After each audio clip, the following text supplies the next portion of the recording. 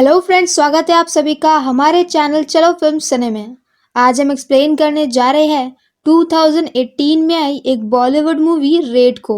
अगर आप में से किसी ने भी ये मूवी नहीं देखी है तो आपको एक बार ये मूवी ज़रूर देखनी चाहिए, क्योंकि ये बॉलीवुड की बहुत ही अच्छी मूवी है और ये रियल इंसिडेंट पे बेस्ड है। तो let's roll up the intro और चलो फिल्म सुने। मूवी की स्टार्टिंग में हम व्यूअर्स 1981 के लखनऊ को देखते हैं। यहाँ पर हम अमेय पटनायक नाम के एक ऑफिसर को देखते हैं जो कि इनकम टैक्स डिपार्टमेंट में काम करता है। वो यहाँ के सर्च एंड सीज विंग का ऑफिसर होता है। तो इसका काम होता है अलग अलग घरों में छापे मारना और वहाँ से जो भी टैक्स से बचा करके लोग पैसे अपने पास रखते हैं उन्हें निकालना। अमेय का 7 साल में 49 बार ट्रांसफ़र हो चुका है, क्योंकि वो काफ़ी ज़्यादा ऑनेस्ट होता है और हर जगह से इसीलिए उसे हटा दिया जाता है ताकि वो वहाँ पर ज़्यादा रेड ना मार पाए। और ऐसे ही उसका ट्रांसफ़र लखनऊ में हुआ होता है। उसकी वाइफ का नाम होता है मालिनी। और यहाँ पर जब हमें फर्स्ट डे अपने ऑफिस में जाता है तो सबको लगता है कि ये कोई नया ऑफिसर है और कुछ दिनों में ठंडा हो जाएगा। पर अब एक रात अमेय को एक कॉल आता है जिसमें एक अननोन इंसान उसे इन्फॉर्मेशन देने के लिए एक मंदिर में बुलाता है। यहाँ पर वो मंदिर में एक पूजा वाले आदमी से उसे नारियल दिलवाता है जिसके अंदर एक चिट होती है। चिट पे बहुत सारे नाम की लिस्ट होती है। अब इनके बारे में अमेय अपने डिपार्टमेंट से पता करता है और वो सारी फाइलें निकलवा लेता है। यहाँ पर उसे पता चलता है कि बहुत सारे ऐसे लोग हैं जो कि टैक्स चोरी कर रहे हैं। ऐसे ही वो अननोन आदमी उसे कुछ और क्लूज देता है और इसके बाद अमेय एक आदमी का नाम फाइनल करता है और उसकी अलग अलग फैक्ट्रीज को सर्वे करता है। और उसे पूरा पूरा शक होता है और पक्के पक्के प्रूफ होते हैं कि उसने टैक्स की चोरी करी है। तो इसके बाद अब वो अपने सीनियर से बात करने के लिए जाता है, जहाँ पर उसका सीनियर बस कुछ ही वक्त में रिटायर होने वाला था, इसीलिए वो उसे परमिशन दे देता है। पर यह आदमी जिसके घर में हमें रेड डालने के लिए जा रहा है, ये एक बहुत ही ज़्यादा पावरफुल आदमी होता है और इसका नाम होता है रामेश्वर। यहाँ पर रामेश्वर काफ़ी ज़्यादा पावरफुल था और उसे 51 एमएलए का सपोर्ट था और उसके घर को लोग व्हाइट हाउस बोलते थे। और कोई भी वहां पर कभी भी रेड डालने नहीं जाता था, क्योंकि किसी के अंदर इतनी हिम्मत नहीं थी। और अब वो अपनी टीम के पास वापस जाता है। यहाँ पर वो किसी को भी नहीं बताता है कि वो लोग एग्जैक्टली कहाँ जाने वाले हैं। वो बोलता है कि सुबह 5:15 पर वो लोग निकल जाएंगे और उनके पास एक एनवेलप होगा और उसी एनवेलप में इंफॉर्मेशन होगी कि उन्हें कहाँ जाना है। और उसके बोलने से पहले कोई भी एनवेलप को ओपन नहीं करेगा। यहाँ अमेय के स्टाफ में होते हैं सुधीर, मुक्ता और भी बहुत सारे लोग। पर सुधीर का यहाँ पर रोल ज़्यादा होता है। यहाँ पर सुधीर एक बहुत ज़्यादा करप्ट इंसान होता है जो कि लोगों से रिश्वत लेता है और उसे जैसे ही पता चलता है कि कहीं पर रेड पड़ने वाली है तो वो सभी को बता देता है। पर अमेय को ये बातें बहुत अच्छे से पता होती हैं। तो अब सीन शिफ्ट होता है अगली सुबह 5:15 पे। यहाँ पर सभी लोग कार से जा रहे थे और वो लोग जिस रोड से जा रहे थे वो बनारस की तरफ को जाती थी। तो सबको लगता है कि बनारस में कोई होगा जिस पर रेड पड़ने वाली है। पर अब यहाँ पर अमेय चालाकी करता है और वो रोड बदल लेता है। असल में वो बनारस की रोड पर सिर्फ खबरियों को धोखा देने के लिए जा रहा था। और अब वो लोग पहुंच जाते हैं सीतागढ़ में, जहाँ पर सामने व्हाइट हाउस होता है, मतलब कि रामेश्वर का घर। अब यहाँ पर बाकी सभी लोग डर जाते हैं। साथ ही में एक आदमी तो ये भी कहता है कि वो इसी गांव में रहता है, इसीलिए वो अंदर नहीं जाएगा। तो ये देख करके अमेय उसे जॉब से निकाल देता है और अब बाकी लोगों के साथ वो अंदर जाता है। यहाँ पर वो जब दरवाजे पे जाता है तो गार्ड उसे कहता है कि वो यहीं से वापस चला जाए, क्योंकि अंदर बहुत सारे लोग हैं जो कि उसे मार सकते हैं। पर यहाँ पर अमेय भी पूरी पुलिस फोर्स के साथ में आया था, तो उन्हें दरवाज़ा खोलना पड़ता है। अब वो यहाँ से रामेश्वर के पास जाता है और उसे बोलता है कि उसके अगेंस्ट वारंट है और उन्हें यहाँ पर छापा मारना है। पहले तो रामेश्वर उसे धमकी देता है, पर यहाँ पर जब अमेय के रिएक्शन बिल्कुल ही नॉर्मल थे तो उसे समझ में आ जाता है कि रेड तो ज़रूर पड़ेगी। वो अमेय की बेइज्जती भी करता है, पर इसके बाद भी अमेय बहुत ज़्यादा शांत होता है और एकदम ही हर चीज़ प्रोसीजर से कर रहा था। तो अब प्रोसीजर ऐसा होता है कि पहले वो लोग पूरी फैमिली को एक जगह पे इकट्ठा करते हैं और फिर उन्हें बताते हैं कि दिन भर रेड चलेगी, शाम को वो लोग रेस्ट करेंगे और इस बीच कोई भी आदमी घर से बाहर नहीं जा सकता और सारे फ़ोन के लाइंस काट दिए जाएंगे, तो कोई किसी से कांटेक्ट भी नहीं कर सकता है। और जिस भी सामान की उनके पास कोई भी रिसीट नहीं होगी वो सारा सामान वो जब्त कर लेंगे।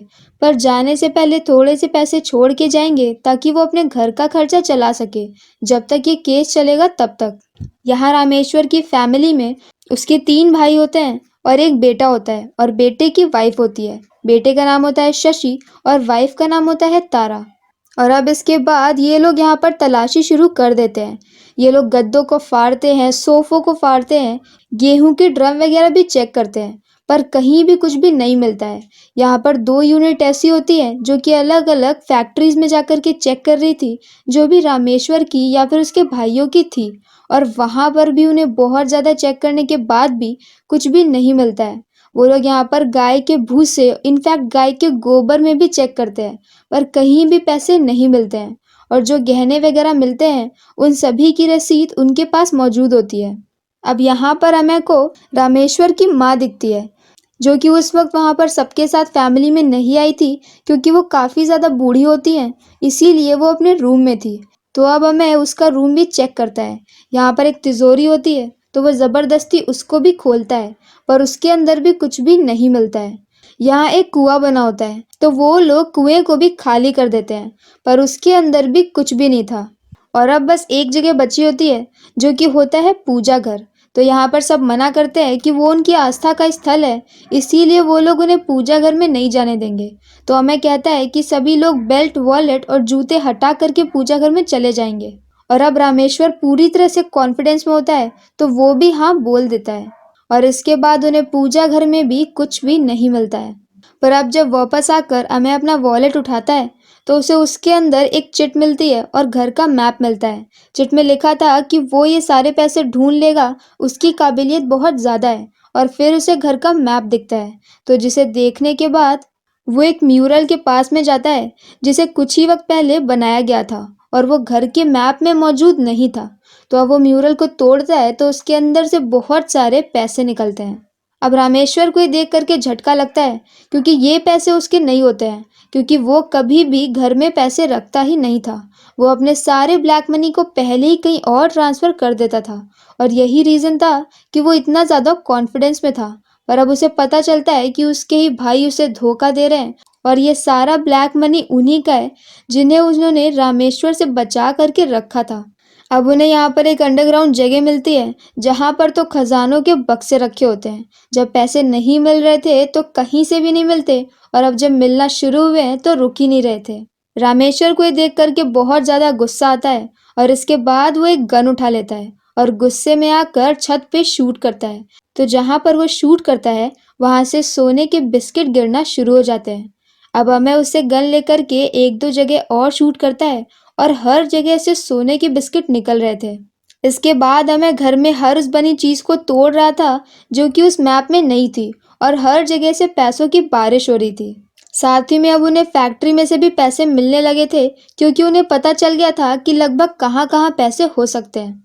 अब रामेश्वर यहाँ पर अमय को ताना मारता है और उससे फ़ोन मांगता है, तो अमय यहाँ पर उसका फ़ोन वापस से कनेक्ट कर देता है। कनेक्ट होते ही वो अमय के सीनियर को कॉल करता है और ये बोलता है कि वो रेड को रुकवा दे, लेकिन उसके सीनियर का कुछ ही वक्त में रिटायरमेंट होने वाला था, इसीलिए वो उसकी किसी भी तरह की मदद से मना कर देता है। इसके बाद वो उसे कहता है कि हम घर के अंदर हैं, अगर हमें खुला छोड़ा होता तो वो उसे उसकी औकात याद दिला देता। तो इसके बाद अमय उसे एक कार दे देता है और कहता है कि वो जहाँ चाहे वहाँ जा सकता है।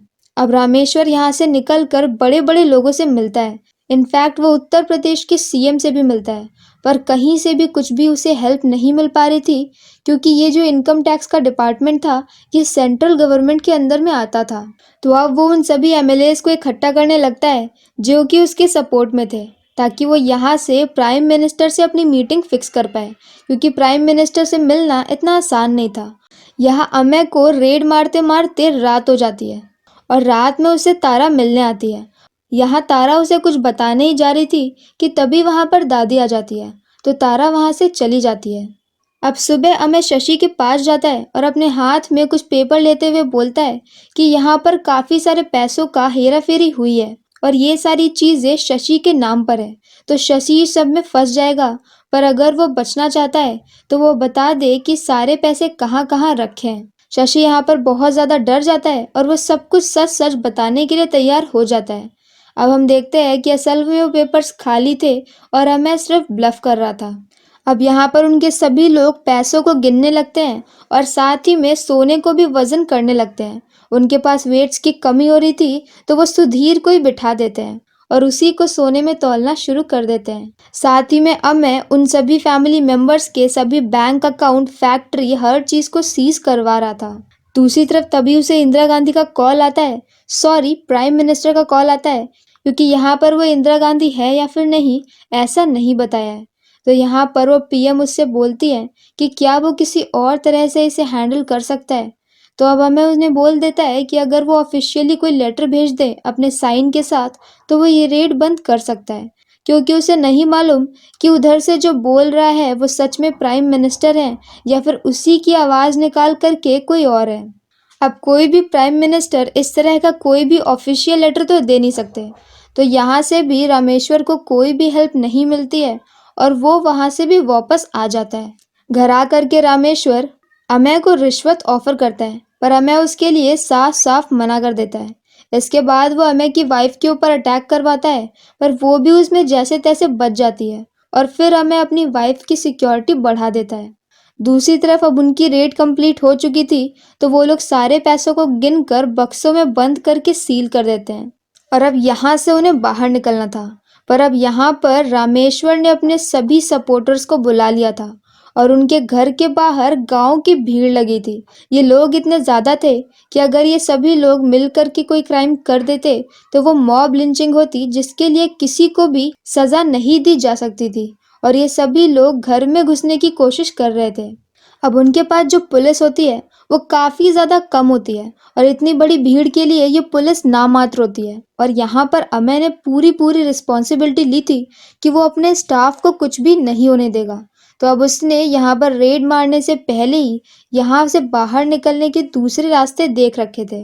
तो वो अपने पूरे स्टाफ को पीछे वाले रास्ते से भगा देता है लेकिन खुद उसी रूम में जाकर के बैठ जाता है जहाँ पर उनके जब्त किए हुए सारे बक्से रखे थे और सभी लोग अब घर के अंदर घुस चुके थे। यहाँ पर पुलिस उनका कुछ भी नहीं कर पाती है और वो लोग उस कमरे के सामने पहुंच जाते हैं जहाँ पर अमय था।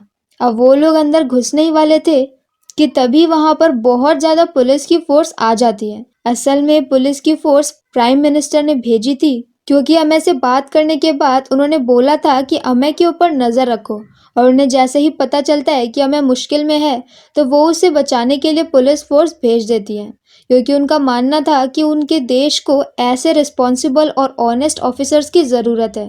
अब ये पूरी पुलिस फोर्स आ करके सभी भीड़ को संभाल लेती है और अमय को जिंदा बाहर निकाल लेती है और साथ ही में सारे पैसों को भी। और अब यहाँ से वो लोग रामेश्वर को अरेस्ट करके लेकर चले जाते हैं और अब जेल में रामेश्वर ये सोचने में अपना पूरा दिन निकालता रहता है कि असल में वो विभीषण कौन है जिसने उसके घर में रेड मारने के लिए अमय को टिप दी।